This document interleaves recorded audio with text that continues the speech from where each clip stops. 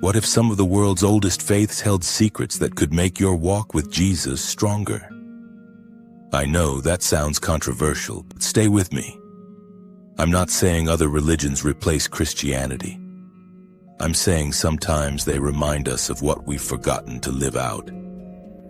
In this video, we'll explore 7 ancient spiritual practices found around the world, each one revealing something that could help us follow Christ with more focus, compassion, and joy. Because truth isn't afraid of being discovered, it's afraid of being ignored. Have you ever prayed and then realized your mind was everywhere except with God? Buddhists call it mindfulness, the art of being fully present. Not in the past, not in the future, just here. It's not about emptying your mind. It's about noticing the breath in your lungs, the sound of your heart, the presence of God in this moment. Psalm 46:10 says, "Be still and know that I am God." Imagine waking up, taking one deep breath and saying, "God, I'm here. And you're here too." That's mindfulness, no, not Buddhist, not Eastern, just deeply human and deeply Christian when done in love. Have you noticed that the Bible starts in a garden, not a temple? Indigenous and Hindu traditions teach that nature is sacred, that every tree, every river, every creature carries divine fingerprints. We often forget that. We worship on Sunday but pollute on Monday. Genesis 2:15 says God put humanity in the garden to tend and keep it. What if caring for the planet isn't political, it's spiritual? When you water a plant, when you pick up trash, when you walk slowly through creation, you're joining the first act of worship, caretaking. Reverence for creation isn't about worshiping nature. It's about thanking the Creator through how we treat His art. Muslims pray 5 times a day. 5. No matter where they are, neither at work, at home, traveling, they pause, turn to God and say, Allahu Akbar, God is greater. Can you imagine if Christians did that? 5 times a day, stop and whisper, Jesus, you're greater. Not long, not fancy, and just faithful. Paul said, pray without ceasing. 1 Thessalonians 5:17. Maybe this is what that looks like. Not long prayers, but consistent ones. Prayer doesn't have to be a marathon. It can be 5 gentle reminders that you belong to God. The Jewish Sabbath, Shabbat, begins every Friday at sunset. Families light candles, bless bread and wine, laugh, sing, rest. For 24 hours. No work, no worry. Why? Because rest is resistance. The Israelites had been slaves, people who couldn't stop working. God said, no more.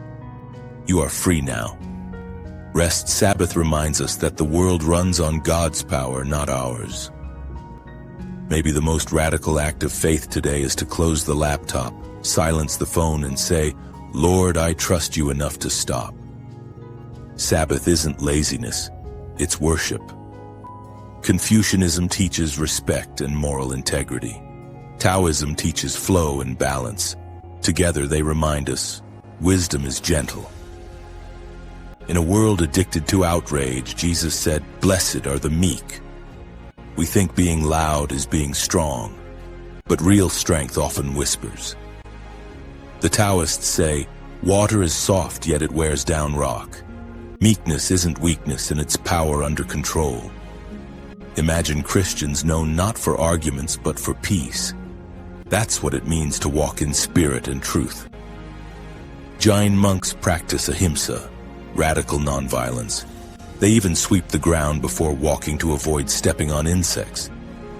Buddhism calls it karuna, compassion, the ability to feel another's pain as your own. Jesus didn't use those words. He lived them. He touched lepers. He forgave executioners. On the cross, he absorbed the world's hate and returned love. Compassion isn't a soft virtue. It's divine courage. What if every online comment, every argument, every reaction went through this filter? Does this look like Jesus? That's the kind of compassion that could change the internet and the church. Hindu mystics and Sufi poets talk about losing the self in divine love, becoming so surrendered that only love remains. Christians call that abiding in Christ. Not my will, but yours be done. We often want control, we want answers. But faith is not control, it's trust. The more you surrender, the more peace you find. The mystics say God is like the ocean. We are waves, we rise, fall, and return. Sometimes you don't need to understand. You just need to rest in the mystery of His goodness. When you stop striving to figure God out, you finally feel Him. These 7 practices don't dilute Christianity. They deepen it. God's truth shines through many cultures, but the light is always His. Every tradition we explored today points back to the same heartbeat. Love God, love others, live awake. So maybe the question isn't who's right, but who's ready to listen. Because the moment we stop learning, we stop growing. And the moment we start listening, we start to look more like Jesus. Which of these 7 spoke to your heart? Drop a comment. I read everyone. And if you believe more people need to rediscover the beauty of faith, share this video. Let's keep learning, growing, and becoming more like Christ together.